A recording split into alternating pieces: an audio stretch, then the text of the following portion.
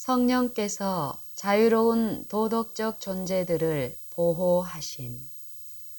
영원한 시대로부터 우주의 평화와 영적 번영에 대한 포괄적인 계획이 존재하였다. 신성의 구성원들 사이에 체결된 영원한 언약인 그 계획은 어떤 사람이든지 불문하고 개인에게 책임감과 아울러 완전한 선택의 자유를 주었다. 여기에는 배도가 일어날 경우를 대비해서 하나님의 궁극적인 목표, 즉 하나님의 사랑의 율법을 자원해서 즐겁게 순종하는 자유롭고 거룩하고 행복한 존재들로 가득 찬 우주를 보장할 수 있는 비상 대책까지도 포함되어 있었다. 하나님께서는 지성적 존재들을 애완용 동물이나 로봇으로 만들지 않으셨다. 신성의 구성원들께서는 절대적 사랑 때문에 최상의 선물, 즉 선택의 능력을 그들에게 부여하셨다. 하나님은 지극히 큰 위험성이 도사리고 있기는 하지만 지으신 모든 지성적 존재들마다 나름대로의 의지를 갖고 있도록 의도하셨다. 도덕적 자유의지가 존재하지 않는 한 죄나 의가 존재할 수 없다. 타인의 마음과 의지가 모든 행위를 지시할 것이다. 피조물들은 어떤 것이든지 선택할 여지가 전혀 없게 되었을 것이다. 하나님께서 당신의 지성적 피조물들이 범죄할 수 없게 만들기로 선택하셨다면 그분 자신은 많은 고통과 슬픔, 즉 겟세마네의 고초와 갈바리의 묘시를 면할 수 있었을 것이다.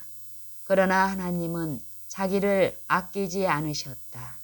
그리스도의 죽으심은 하나님께서 영원 속에서 죄의 가능성을 예견하시고 가장 큰 자기 희생을 선택하셨다는 것을 우리에게 말해준다. 하나님은 각 사람마다 성령께서 내재하시는 성전이 되도록 창조하셨다. 그 어떤 것도 개인에게 죄를 짓도록 강요할 수 없다. 왜냐하면 주의 영이 계신 곳에는 자유가 있기 때문이다. 고린도후서 3장 17절. 하나님께서는 각 사람의 자유를 수호하시는 분인 성령을 모셔드리든지 혹은 내쫓아버리든지 각 사람이 마음대로 선택하도록 하셨다. 후자인 경우에 그 사람에게 자유란 전혀 존재하지 않게 된다.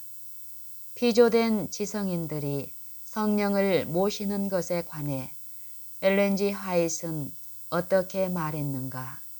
영원 시대로부터 하나님의 목적은 빛나고 거룩한 스랍천사에게서 인간에 이르기까지 모든 지성적 피조물들이 창조주께서 내재하시는 성전이 되는 것이었다. 내재하시는 성령께서 이것을 성취하신다. 유대인들은 거룩한 성령을 위한 거룩한 성전으로 자신을 굴복시키지 않았다.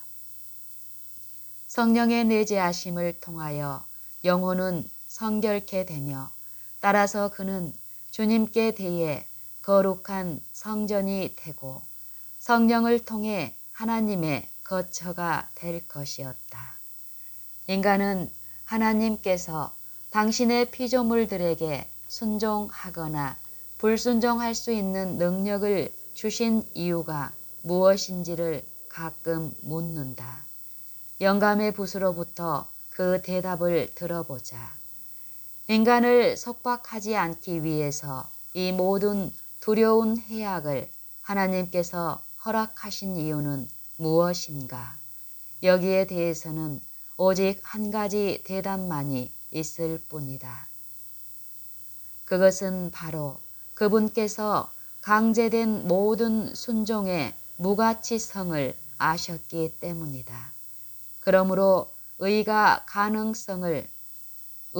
가능성을 위해서 죄지을 자유가 절대적으로 필요하였다. 의의 가능성을 위해서 죄지을 자유가 절대적으로 필요하였다. 인간은 하나님께서 당신의 피조물들에게 순종하거나 불순종할 수 있는 능력을 주신 이유가 무엇인지를 가끔 묻는다. 영감의 붓으로부터 그 대답을 들어보자. 인간을 속박하지 않기 위해서 이 모든 두려운 해악을 하나님께서 허락하신 이유는 무엇인가? 여기에 대해서는 오직 한 가지 대답만이 있을 뿐이다. 그것은 바로 그분께서 강제된 모든 순종의 무가치성을 아셨기 때문이다. 그러므로 의의 가능성을 위해서 죄 지을 자유가 절대적으로 필요하였다.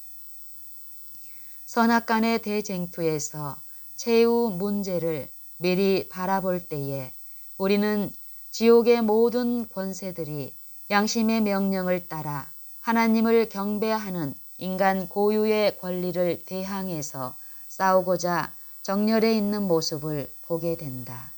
자유의 성령께서 행하시는 내면적 사역에 관심을 기울이는 자들에게 발해지는 핍박들은 성령 충만한 그리스도인들이 법적 제약, 재산권의 상실, 심지어 생명의 위협에도 불구하고 양심의 지도에 순종하려 한다는 사실만을 증명해 주는데 지나지 않을 것이다. 제7일 안식일 예수 재림 교인들에게는 세상을 향해서 종교 자유의 원칙을 선포할 의무가 놓여져 있다. 이미 지나간 여러 세기를 통해서 복음적인 교회의 창설자들과 하나님의 증인들에 의해 높이 지켜 세워진 진리와 종교 자유의 깃발은 이 마지막 쟁투에서 우리 손에 이탁되었다. 이 사명을 완수하도록 하나님은 당신의 백성들을 향해서 참된 개신교 정신을 일으켜 주기 위하여 노력하고 세상을 각성시켜 그토록 오랫동안 향유한 신앙 자유의 특권에 대한 가치를 깨닫게 하라고 명령하신다. 그때에도 현재와 마찬가지로 승리는 교회와 생활 속에 있는 성령의 임재하심에 달려있다. 성령의 능력을 통하여만 우리는 승리를 얻을 수 있고 그것을 유지할 수 있다. 인간 대리자는 하나님의 영에 의해 일해야 한다. 늦은 비 동안에 교회가 부딪히게 될 문제들을 이해하기 위하여 우리는 그것들의 기원에 관해 알아야 할 것들이 있다. 하늘이 헤아리는 시간에 따르면 바로 어제 우주의 평화가 산산조각이 났다. 진리는 거짓의 아비의 이중성을 폭로하고 그 정체를 밝혀낼 것이다. 하나님은 어떤 사람들을 편애하고 독단적으로 그리스도에게 지위와 위치와 권세를 부여했다는 비난으로부터 깨끗하게 벗어나시게 될 것이다. 그분의 온전한 자유의 율법은 자유를 제한하지 않는다. 또한 그분은 죄에 대해서 조금도 책임을 지실 필요가 없으시다. 궁극적으로 모든 사람들은 하나님께서 사랑으로 각 개인이 자유의 영이 내재하시는 성전이 되도록 함으로 모든 지성적 피조물들의 행복을 보장하셨다는 것을 알게 될 것이다. 사단은 더 잘 알고 있음에도 불구하고 지성을 혼란시키고 자신의 추종자들을 확보하기 위하여 수많은 의문을 일으켰다. 기나긴 세기 동안에 걸쳐서 하나님은 이러한 의문들에 대해 거듭 대답하셨지만 그것들은 여전히 존속한다. 이 지체 높은 천사에 관해 말하기를 하나님께서는 그를 가능한 한 당신과 같아지도록 선하고 아름답게 만드셨다. 조금씩 사단은 자신을 높이려는 욕망에 사로잡혔다. 그는 감히 창조주께만 합당한 경의를 탐내었다.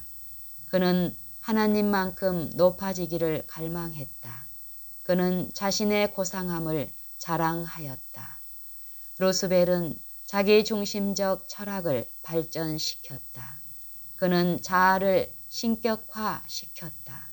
자기를 위하여 사는 자가 아무도 없다는 법을 사단은 대적하기로 결심했다. 로마서 14장 7절. 그는 자아를 위해 살기를 원했다. 그는 자신을 영향력의 중심지로 삼고자 했다. 루스벨은 거만한 야망 때문에 자기 자신을 하나님 위에 두려고 시도하기에 이르렀다. 그는 신성의 구성원 되시는 분들을 폐위시키고 그분들 대신에 독재자로 앉고자 노력했다. 이 놀라운 특성을 부여받은 존재는 천연계의 실험실들의 비밀들을 탐구하여 거짓되이 일컫는 과학을 발전시켰다. 디모데전서 6장 20절. 그는 이성과 논리를 사용해서 거짓을 증거하는 데 사용했다. 그는 형 이상하게 여러 분야들을 탐구했다. 하늘에서 발전시켰던 거짓된 주장들이 이곳에서 그의 기만의 기초가 되었다. 사단이 하늘에서 활동했던 원칙들은 이 세상에서 인간 대리자들을 통해서 그가 활동하고 있는 동일한 원칙이다. 그는 원래 천상의 우주에서 시작했던 동일한 활동 정책을 계속 펼치고 있다. 사단은 자유로운 도덕적 존재들에게 개인적으로 책임을 지우는 것은 폭정이라고 주장한다. 그는 지성적인 피조물들이 하나님과 일치되지 않는다고 해서 불쾌한 결과를 겪어야만 할 필요가 없다고 선언한다. 선함과 거룩함은 하나님의 성령의 내재하심에 달린 것이 아니라고 주장하는 것이다. 이 그릇된 그룹 천사에 대한 하나님의 인내와 오래 참으심과 부드러운 사랑은 천사들을 깜짝 놀라게 했다. 하나님께서는 루스벨을 오래 참으셨다. 하나님께서는 무한한 사랑과 지혜의 노력이 그로 하여금 그의 잘못을 깨닫게 하려고 들여진 바 되었다. 거듭 그에게는 회개와 복종의 조건 위에서 용서가 제시되었다. 루스벨은 자신이 그릇되다는 것을 확신했다. 그는 거의 하나님께 돌아오려는 결정에 이르렀으나 자존심이 그를 허락하지 않았다. 하나님께서 당신의 아들과 더불어 이 세상을 창조하는 일에 대해 협의할 때 사단의 질투는 불타올랐다. 그는 하늘의 간청을 더 이상 들으려 하지 않았으며 따라서 영원히 성령의 음성을 침묵시켜 버렸다. 그는 거만하게 일어나서 자신이 하나님과 동등하게 되어야만 한다고 주장했다. 그리고 사단은 모든 천사의 거의 절반이나 되는 자기의 동조자들을 기뻐 날뛰면서 가리켰다. 그리고 그는 그리스도의 권위를 저항할 준비가 되었으며 힘에는 힘으로 무력을 갖고 하늘에서 자기 위치를 지키겠다고 선언했다. 사단은 전적으로 하늘에 부적합한 존재였다. 사단은 물론 그와 함께 타락한 천사들은 하나님의 성품에 대해 알고 있었기 때문에 그들의 범죄는 용서받을 수 없었다. 어떠한 권세도 아무리 높고 깊은 절대적인 영광이라도 질투가 섞인 그들의 의심을 결코 제압할 수가 없었다. 루스벨이 자신의 삶 속에서 성령을 추방하기로 선택했을 때 자기 자신을 거스르기가 불가능하다는 것을 발견했다. 그 어떤 것도 그의 본성을 바꿀 수 없었다. 평강과 만족은 그에게서 떠나버리고 두 번 다시 회복되지 않았다. 그는 용서받을 수 없는 죄를 저질렀다. 하늘에서 사단이 추방됨과 더불어 하나님은 온 우주에 영원한 언약의 비상 국면을 계시하기 시작하셨다. 전지전능 편재하시는 하나님께서는 죄 문제를 예견하셨다. 하늘에서 다스리시는 분 앞에는 과거와 미래의 신비들이 똑같이 펼쳐진다. 우리의 작은 세계는 우주의 교과서이다. 여기에 하나님의 놀라우신 은혜의 목적, 구속하시는 사랑의 신비가 펼쳐진다. 하나님은 인간을 그의 생명과 그의 본성에 참여하는 자로서 최고의 작품이 되게 하셨다. 천사들과 마찬가지로 에덴의 거주자들도 시험 아래 있었다. 그 시험은 순종하면 살 수 있고 불순종하면 죽을 수밖에 없다는 언약인 것이다. 이 언약에 대해 우리의 첫 부모는 동의했다. 남은 무리에게 보내주신 하나님의 기별자는 우리에게 다음과 같이 말한다.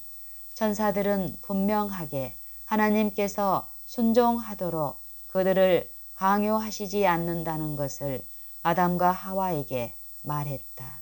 하나님은 그분의 뜻과 반대되게 행할 수 있는 힘을 그들에게서 제거하지 않으신 것이다. 곧 그들은 자유로운 도덕적 대리자들이었던 것이다. 그들은 응답을 통해서 하나님의 명백한 명령을 결코 어기지 않겠다고 천사들을 확신시켰다. 그러므로 불순종은 그들이 자기 입으로 서약한 언약을 파기시키는 것을 의미한다. 외적인 환경 때문에 충성심이 결코 변할 수는 없다. 불충성은 심리적 변화를 수반한다. 우리가 죄에 대해 응낙하지 않는 한 인간에게서든지 사단에게서든지 그 어떤 세력도 영혼의 힘을 낼 수는 없다. 유혹에 지는 것은 마음이 흔들리도록 허용할 때에 시작된다. 하와는 머뭇거렸다. 그녀는 의심을 향하여 마음 문을 열었다. 아담은 그녀가 저지른 실수를 반복했다. 그는 원수와 함께 변론함으로 원수를 유리하게 했다. 사단은 이것을 사용해서 지성과 의지를 지배한다. 우리의 첫 조상들은 이상스럽게 매혹적인 빛 속에서 죄를 바라다 보았다. 그들에게 그것은 바람직스러운 것이었다. 사단은 아담과 하와에게 자신의 체면적 능력을 사용했다. 그들은 사단의 생각대로 생각하게 되었다. 사단은 인간성을 강탈하는 데 성공했다. 하나님께 불순종하기를 선택함으로 우리의 첫 부모는 다른 영의 지배하에 들어갔다. 하나의 행동, 한 번의 마음가짐을 통해서 그들은 성령을 그들의 삶으로부터 쫓아버렸으며 거의 즉각적으로 그 고통스러운 결과를 느끼게 되었다. 그들은 하나님 앞에서 자신의 행동을 설명해야 할 입장에 빠지게 되자 하나님이 그들의 죄에 대해 책임을 져야 한다고 하나님을 비난했다. 하나님을 향한 사단의 적대감은 그들을 통해서 제 모습을 드러내었다. 이러한 비상사태에 대하여 하나님께서 속수무책이지는 않으셨다. 죄가 존재케 되자마자 한 분 구주께서 계셨다. 즉각적으로 인간은 사단의 유혹에 걸려들었다. 하나님의 아들이신 그리스도께서 산자와 죽은 자 사이에 서셨다. 주님께서는 범죄한 부부에게 소망의 문을 열어놓으셨다. 그분의 보혈 공로와 또한 하나님의 율법을 순종함으로 그들은 하나님의 총애를 받을 수 있었다. 영원한 언약의 비상대비책인 은혜의 언약은 즉시 효력을 발하게 되었다. 하나님께서는 인간의 심령 속에 새로운 원칙, 죄에 대한 증오를 심어주기로 스스로 서약하셨다. 그 순간 이후로 인간의 마음 속에서는 그의 영혼을 걸고 두 세력이 다투었다. 그 순간 이후로 인간의 마음 속에서는 그의 영혼을 걸고 두 세력이 다투었다. 인간은 의를 사랑하여 악에 대한 적대감을 개발시키든지 혹은 죄를 사랑하여 의에 대한 적대감을 개발시키든지 둘 중에 하나를 선택하여야 했다. 사도 바울은 갈라디아 5장 17절에서 창세기 3장 15절의 은총을 언약 속에 있는 적대감에 대해 설명한다. 육체의 소욕은 즉 불순종의 영의 충동질에 예민한 인간 본성은 성령 즉 각 사람에게 바른 길로 행하도록 격려하고자 주어진 하나님의 성령을 거스르고 적대하고 성령은 육체를 거스리나니 즉 적대하나니 이 둘이 서로 대적함으로 서로 용납될 수 없도다. 혹은 서로 정반대로 반대하도다. 그러므로 각 개인은 어느 영에게 반응을 보여야 할 것인지 스스로 결정해야만 한다. 궁극적으로 둘 중 어느 하나가 그의 영혼을 소유하게 될 것이다. 인간에게 당신의 영을 주시기 위해 하나님께서는 여인의 후손이 뱀의 머리를 상하게 할 것이라고 약속하셨다. 인간의 대속물이신 그리스도께서는 당신의 지도와 능력을 사모하는 모든 사람들에게 당신의 영을 주시기 위해 불의한 자를 위해 의로운 자로서 인간 대신에 죽으실 것이었다. 과거의 죄들을 가리우기 위해 그리스도의 죽으심을 받아들이는 자들은 또한 죄 짓는 일로부터 보호를 받기 위해 그리스도의 영을 영접한다. 그리스도께서는 언제나 통해하는 영혼들을 죄로부터 분리시키신다. 그분께서는 마귀의 사업들을 멸하고자 오셨으며 성령을 회개하는 모든 영혼들에게 나누어 주심으로 그들이 죄를 짓지 아니하도록 대책을 마련하셨다. 환원하면 성령은 인간 속에서 인간이 스스로 할 수 없는 일을 행하신다. 은총의 언약은 우리에게 입혀주신 그리스도의 의와 우리 속에서 또한 우리를 위해서 역사하시는 당신의 성령을 통해 이르러 오는 의, 이렇게 두 종류의 의를 마련하고 있다.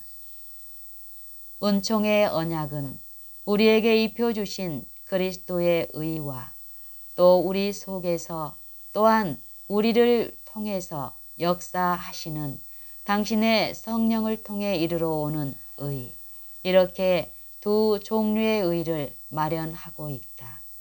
자기를 구원하기 위해 하나님께서 베푸신 자비스런 대책을 깨닫게 될 때 사람들은 다음과 같이 외치게 될 것이다. 언약 속에 나타난 구원은 얼마나 놀라운 것인가. 이것을 통해 하나님은 우리의 아버지가 되시고 그분의 독생자께서는 우리의 구속주가 되시고 성령께서는 우리의 위로자와 상담자와 성화시키는 분이 되셨도다. 언약 속에 나타난 구원은 얼마나 놀라운 것인가. 이것을 통해 하나님은 우리의 아버지가 되시고 그분의 독생자께서는 우리의 구속주가 되시고 성령께서는 우리의 위로자와 상담자와 성화시키는 분이 되셨도다.